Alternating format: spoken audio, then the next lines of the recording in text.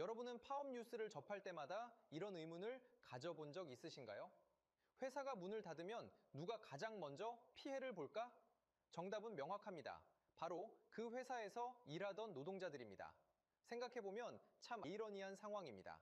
자신의 생계수단인 일자리가 달린 회사를 상대로 강경하게 투쟁하다가 결국 그 회사가 무너지면 가장 먼저 거리로 내몰리는 것도 바로 노동자들이니까요. 왜 이런 모순적인 일이 벌어질까요? 오늘은 2003년 경기도 안양에서 실제로 일어난 한 제지 공장의 이야기를 통해 노사관계의 어두운 단면을 들여다보려 합니다. 이 이야기는 단순한 과거의 사건이 아닙니다. 지금 이 순간에도 우리 사회 곳곳에서 반복되고 있는 현실이기도 합니다. 1961년 대한민국은 여전히 전쟁의 상처에서 회복 중이었습니다. 그 시절 황해도 개성에서 태어나 한국전쟁 때 남쪽으로 피난온 한 남자가 있었습니다. 그의 이름은 전재준. 그는 리어카 하나를 끌며 종이 도매업을 시작했습니다. 아침 일찍 일어나 리어카의 종이를 가득 싣고 발품을 팔아가며 거래처를 찾아다녔습니다. 비가 오나 눈이 오나 쉬지 않고 일했죠. 당시 많은 실향민들이 그랬듯 그에게는 오직 살아남아야 한다는 절박함만이 있었습니다. 몇 년 후 그에게 기회가 찾아왔습니다.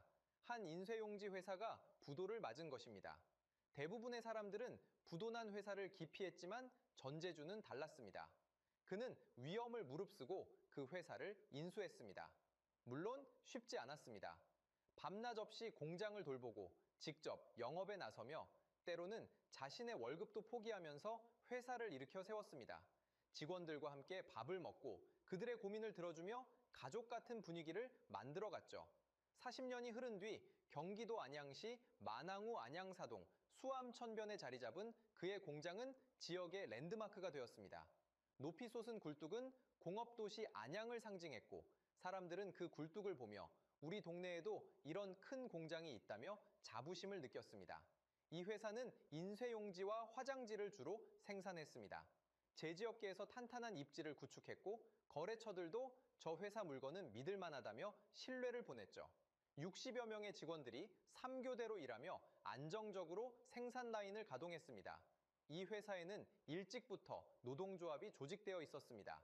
하지만 초기의 노사관계는 매우 건전했습니다. 회사는 직원들의 복지에 신경 쓰였고 노조는 회사의 어려움을 이해하며 합리적으로 요구사항을 제시했습니다. 임금 협상 시즌이 되면 노사 양측이 테이블에 앉아 진지하게 대화했습니다. 올해는 경영이 어려우니 임금 인상률을 조금 낮춰줄 수 있겠나? 대신 내년에는 좀 더 올려주십시오. 이런 식의 합리적 타협이 가능했던 거죠.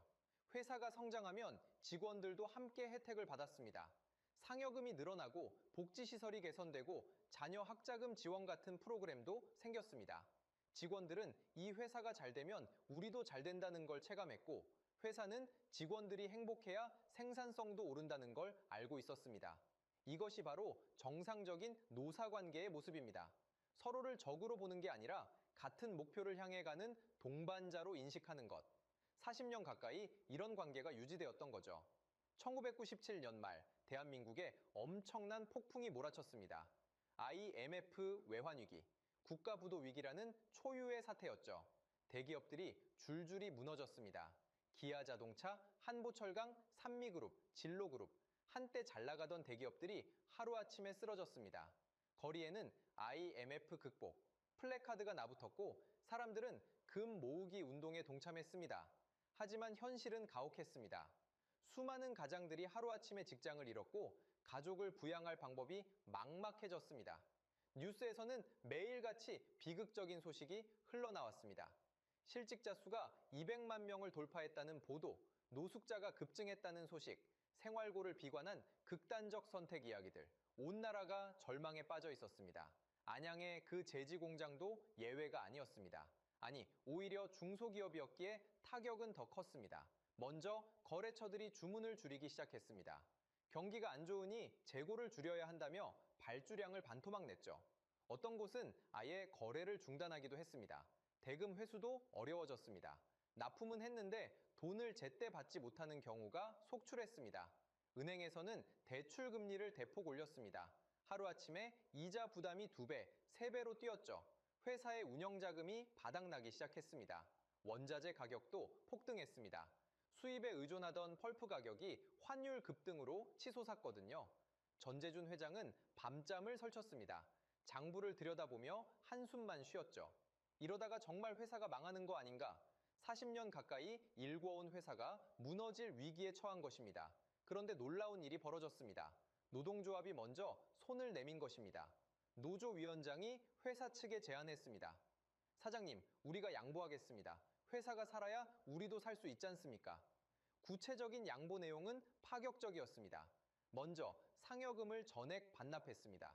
보통 1년에 몇 달치 월급에 해당하는 상여금을 한 푼도 받지 않기로 한 거죠. 학자금 지원도 포기했습니다. 당시 많은 직원들이 자녀 학자금 지원을 받고 있었는데 이것도 전부 중단하기로 했습니다. 잔업과 특근 수당도 대폭 줄였습니다. 꼭 필요한 경우에만 최소한으로 하기로 합의한 거죠. 각종 복지 혜택도 축소했습니다. 조합원 한 명당 계산해보니 대략 1,000만 원 정도의 손해를 감수한 셈이었습니다. 당시 물가를 고려하면 지금의 2천만 원에서 3천만 원 정도의 가치였죠. 노조 조합원들도 사람이었습니다. 가족을 부양해야 하고 집 대출금을 갚아야 하고 아이들 학원비를 대야 했죠. 1억 원이라는 큰 돈을 포기한다는 게 쉬운 결정은 아니었을 겁니다. 하지만 그들은 더 큰 그림을 봤습니다.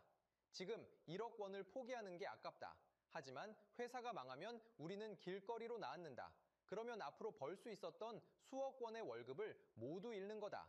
조합원 총회에서 한 직원이 이렇게 말했다고 합니다. 여러분, 저는 올해 45입니다. 이 나이에 회사가 망하면 어디 가서 일자리를 구하겠습니까? 지금 1,000만 원 아끼려다가 평생 직장을 잃으면 안 됩니다. 또 다른 직원이 거들었습니다. 사장님이 우리를 속인 적이 있습니까? 40년 가까이 이 회사를 키워오신 분입니다. 우리 부모님 세대부터 여기서 일했던 사람도 있습니다. 이럴 때 함께 고통을 나눠야 합니다. 결국 투표 결과 압도적 다수가 양보안에 찬성했습니다. 이것이 바로 진정한 의미의 노사협력입니다. 위기 앞에서 서로를 탓하는 게 아니라 함께 어려움을 나누고 함께 살아남으려 노력하는 것. 노조의 양보로 회사는 숨통이 트였습니다. 인건비 부담이 줄어들자 운영자금에 여유가 생겼고 은행의 이자도 제때 낼 수 있었습니다. 전재준 회장도 개인 재산을 담보로 대출을 받아 회사에 투입했습니다. 직원들도 더 열심히 일했습니다. 회사를 살리자는 마음으로 불량률을 줄이고 생산성을 높이고 원가를 절감했죠. 영업사원들은 발로 뛰며 새로운 거래처를 개척했습니다. 그렇게 1년, 2년 힘든 시기를 버텨냈습니다. 2000년대 초반이 되자 경기도 서서히 회복되기 시작했고 회사도 정상 궤도에 올라섰습니다. 직원들은 우리가 함께 이겨냈다며 자부심을 느꼈고 전재준 회장은 우리 직원들이 아니었다면 불가능했다며 감사해했습니다. 위기를 함께 극복한 경험은 노사 간의 신뢰를 더욱 깊게 만들었습니다. 역시 우리는 한 가족이구나. 모두가 그렇게 생각했죠. 하지만 이 아름다운 이야기가 영원히 계속될 거라고 생각한 것은 착각이었습니다. 2003년 노조가 중요한 결정을 내렸습니다. 전국 규모의 노동단체인 민주노총 산하 조직에 가입한 것입니다. 더 큰 조직과 연대하면 우리 권익을 더 잘 지킬 수 있을 거야. 노조 간부들은 그렇게 생각했던 것 같습니다. 처음에는 별 문제가 없어 보였습니다. 하지만 곧 분위기가 달라지기 시작했습니다. 민주노총에서 파견된 간부들이 들어왔고 그들은 기존의 온건한 노선을 비판했습니다. 당신들은 너무 순하게 당하고만 있습니다. 회사는 더 많은 이익을 내고 있는데 왜 노동자들은 제대로 대우를 받지 못합니까? 강하게 싸워야 합니다. 노조 교육 시간에는 투쟁의 역사가 강조되었습니다. 노동자의 권리는 싸워서 쟁취하는 것입니다. 회사가 자발적으로 양보할 거라고 기대하면 안 됩니다. 젊은 조합원들 중 일부는 이런 말에 고개를 끄덕였습니다. 맞아, 우리가 너무 착하게만 살았나? 하지만 나이 많은 직원들은 불안했습니다. 이러다가 AMF 때 만든 신뢰가 깨지는 거 아닌가? 그해 임금 협상 시즌이 다가왔습니다. 예년과 달리 노조의 요구안이 매우 강경했습니다. 임금 대폭 인상, 복지 확대, 고용 보장 등 여러 조건을 내걸었죠. 회사 측은 당황했습니다. 우리가 AMF 때 어떻게 함께 위기를 넘겼는데 갑자기 왜 이러는 거요? 하지만 노조는 단호했습니다. 그때는 그때고 지금은 지금입니다. 회사도 이제 상황이 나아졌으니 직원들에게 보상해야죠. 협상 테이블에서 대화는 평행선을 달렸습니다. 회사는 경영 상황을 고려해달라고 호소했고, 노조는 노동자의 정당한 권리를 주장했습니다. 민주노총 간부들은 더 강하게 밀어붙이라고 부추겼습니다. 회사는 돈이 있습니다. 굴복하지 않는 척하는 것뿐입니다. 압박을 강하게 해야 양보합니다. 결국 협상은 결렬되었고 노조는 파업을 선언했습니다. 2003년 어느 날 공장 앞에 피켓과 플래카드가 나붙었습니다. 정당한 임금 인상 보장하라. 노동자를 우롱하지 마라. 꽹과리와 북소리가 울려 퍼졌습니다. 구호를 외치는 목소리가 동네에 메아리 쳤죠. 공장 정문은 봉쇄되었고 생산 라인은 완전히 멈췄습니다. 처음 며칠은 열기가 뜨거웠습니다. 우리가 이기고 만다. 조합원들은 당열된 모습을 보였습니다. 하지만 일주일, 2주일이 지나면서 분위기가 조금씩 달라지기 시작했습니다. 월급이 끊겼습니다. 파업 중에는 당연히 급여가 나오지 않죠. 처음에는 조금만 참으면 된다고 생각했지만 집에서는 고지서가 날아들었습니다. 전기세, 수도세, 아파트 관리비, 대출이자. 한 조합원의 아내가 파업 현장에 찾아와 남편에게 따졌다고 합니다. 당신 도대체 언제까지 이럴 건데? 애들 학원비는 어떻게 내고 이번 달 대출 이자는 또 어떻게 낼 건데?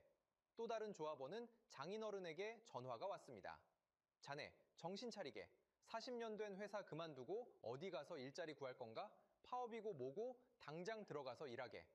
한편 회사는 엄청난 타격을 입고 있었습니다. 제지업은 납기 준수가 생명입니다. 인쇄소에서 종이를 주문하면 정확한 날짜에 납품해야 인쇄 일정을 맞출 수 있거든요. 하지만 파업으로 생산이 중단되자 약속된 납기를 지킬 수 없었습니다. 거래처들에게 연락이 갔습니다. 죄송합니다만 노사 분규로 인해 납품이 지연됩니다. 처음에 거래처들은 이해해주는 듯 했습니다. 그래요? 그럼 일주일만 기다리죠. 하지만 일주일이 지나도 이 주가 지나도 상황은 나아지지 않았습니다. 결국 거래처들은 다른 업체로 발길을 돌렸습니다. 저희도 사정이 있어서요. 다른 곳에서 물량을 받겠습니다. 한 번 떠난 거래처는 다시 돌아오지 않았습니다. 새로운 공급처를 찾았는데 굳이 다시 바꿀 이유가 없었으니까요. 40년 동안 쌓아온 신뢰가 한 달 반 만에 무너졌습니다.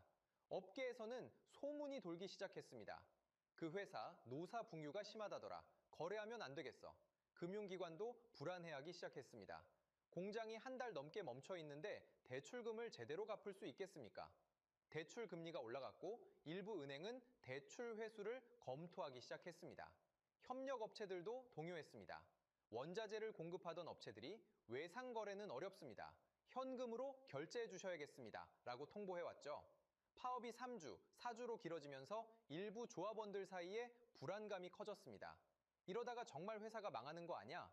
40년 된 회사가 우리 때문에 문을 닫을 리 없어. 회사도 우리가 필요하잖아. 조금만 더 버티면 회사가 양보할 거야. 노조 간부들과 민주노총 관계자들은 이런 불안을 잠재웠습니다. 겁먹지 마세요. 회사는 으름장만 놓는 겁니다. 끝까지 싸우면 우리가 이깁니다. 역사적으로 봐도 노동자가 당열하면 회사는 결국 굴복합니다. 많은 조합원들이 이 말을 믿었습니다. 왜 그랬을까요? 첫째, 회사에 대한 애정이 있었기 때문입니다. 40년 가까이 운영된 회사가 우리 때문에 문을 닫을 리 없어. 사장님도 이 회사를 사랑하시잖아. 둘째, 자신들의 가치를 과대평가했습니다. 우리 같은 숙련 기술자들이 없으면 회사가 돌아갈 수 없어. 우리가 강력한 협상 카드를 쥐고 있는 거야. 셋째, 과거에 성공 경험이 있었습니다. IMF 때도 우리가 양보해서 회사를 살렸잖아. 이번에는 반대로 회사가 우리에게 보답할 차례야. 하지만 이 모든 판단은 착각이었습니다. 한편 전재준 회장의 심경은 복잡했습니다. 이미 80세를 넘긴 노인이었죠. 평생을 바친 회사에서 이런 대립을 겪는다는 게 얼마나 힘들었을까요? 리어카를 끌던 시절부터 시작해서 부도난 회사를 인수하고 밤낮 없이 일하며 키워온 회사입니다. 직원들을 가족처럼 여기며 함께 울고 웃었죠. IMF 때는 직원들이 자발적으로 양보하는 모습을 보며 눈물을 흘렸던 사람입니다. 그런데 지금은 그 직원들이 공장 앞에서 꽹과리를 두들기며 자신을 규탄하고 있습니다. 노동자를 착취하지 마라. 정당한 대우를 하라. 구호가 귀에 따갑게 들렸습니다. 회장은 측근에게 이렇게 말했다고 합니다. 내가 지난 40년 동안 직원들을 못 살게 굴었나? 내가 회사 돈을 빼돌려서 호화 생활을 했나? 나도 직원들과 똑같이 밥을 먹고 똑같은 화장실을 쓰며 일했는데 나이가 들수록 사람은 지치기 마련입니다. 젊었을 때는 한 번 더 싸워보자는 기력이 있지만 80세 노인에게는 그런 에너지가 남아있지 않았습니다. 게다가 회장에게는 이미 계획이 하나 있었습니다. 안양의 공장 부지를 시에 기증하고 사업은 경남 함안으로 옮기려던 계획이었죠. 원래는 직원들과 원만하게 마무리하고 싶었는데 상황이 이렇게 꼬여버린 겁니다. 고민 끝에 전재준 회장은 결단을 내렸습니다. 이렇게까지 해가면서 사업을 계속할 이유가 없다. 그냥 접자. 회사 측은 공식 발표를 했습니다. 안양 공장을 폐쇄한다. 공장 부지는 예정대로 안양시에 기증하고 사업은 경남 함안으로 완전히 이전한다. 직원들에게는 법정 퇴직금에 더해 근속 연수에 따라 최대 2,500만 원의 위로금을 지급하겠다. 이 발표를 듣고 노조는 어떻게 반응했을까요? 놀랍게도 많은 조합원들이 믿지 않았습니다. 겁주는 거야. 정말로 문을 닫을 리 없어. 협상 카드일 뿐이야. 우리가 더 강하게 나가면 다시 협상 테이블에 나올 거야. 민주노총 간부들도 같은 말을 했습니다. 흔들리지 마세요. 회사의 심리전입니다. 끝까지 버티면 이깁니다. 하지만 일부 조합원들은 심각하게 받아들였습니다. 특히 가장으로서 가족을 책임져야 하는 40에서 50대 직원들은 불안했죠. 한 조합원이 노조 회의에서 말했습니다. 우리 좀 현실적으로 생각합시다. 회사 제안도 나쁘지 않잖아요. 법정 퇴직금에 위로금까지 주겠다는데 받고 다른 일자리 알아보는 게 낫지 않을까요? 하지만 강경파가 그를 제압했습니다. 당신은 회사 앞잡이요. 배신자요. 우리가 지금까지 뭐 하려고 싸운 건데 이제 와서 포기하자고? 이런 분위기에서 다른 의견을 내기는 어려웠습니다. 조합 내부의 민주주의는 사라지고 강경파의 목소리만 커졌습니다. 파업은 5주, 6주로 길어졌습니다. 회사는 생산 중단으로 매일 수천만 원의 손실을 보고 있었고 노조 조합원들은 무급 상태로 생활고에 시달렸습니다. 일부 조합원들의 집에서는 아내가 파트타임 일을 구했습니다. 남편이 파업 중이라 수입이 없으니 어떻게든 생활비를 벌어야 했던 거죠. 아이들은 학원을 그만뒀고 집안 분위기는 날로 어두워졌습니다. 한 조합원은 이렇게 회고했습니다. 저녁에 집에 들어가는 게 두려웠습니다. 아내의 차가운 눈빛, 아이들의 초췌한 얼굴, 이게 정말 우리 가족을 위한 싸움인가 하는 의구심이 들었죠. 회사 측도 힘들었습니다. 거래처를 잃는 것도 고통이었지만 직원들과의 신뢰가 무너지는 게 더 아팠습니다. 40년 가까이 가족처럼 지내던 사람들과 이렇게 대립하게 될 줄은 몰랐던 거죠. 9월 중순 양측은 다시 협상 테이블에 앉았습니다. 40여일간의 파업으로 모두가 지쳐 있었죠. 회사는 위로금을 조금 더 올려주기로 했습니다. 정확한 금액은 공개되지 않았지만 처음 제안보다 몇백만 원 정도 더 주는 선에서 합의가 이루어졌습니다. 노조는 이를 투쟁의 성과라고 발표했습니다. 우리가 강하게 싸워서 더 나은 조건을 얻어냈다. 9월 23일 40여일간의 파업이 공식적으로 종료되었습니다. 노조 간부들은 조합원들 앞에서 이렇게 말했습니다. 여러분의 단결된 힘으로 승리를 쟁취했습니다. 일부 조합원들은 박수를 쳤습니다. 그래, 우리가 이겼다. 하지만 나이 많은 직원들은 표정이 어두웠습니다. 뭔가 잘못되어 가고 있다는 느낌을 지울 수 없었던 거죠. 파업이 끝난 지 얼마 안 되어 회사는 예고했던 대로 공장 폐쇄 절차를 진행했습니다. 잠깐, 우리 합의했잖아요. 위로금도 받기로 했고 파업도 끝났는데 왜 문을 닫는 거예요? 조합원들은 당황했습니다. 많은 이들이 착각하고 있었던 겁니다. 합의가 이루어졌으니 회사가 계속 운영될 거라고 말이죠. 하지만 회사의 입장은 달랐습니다. 우리는 처음부터 안양 공장을 폐쇄한다고 말했습니다.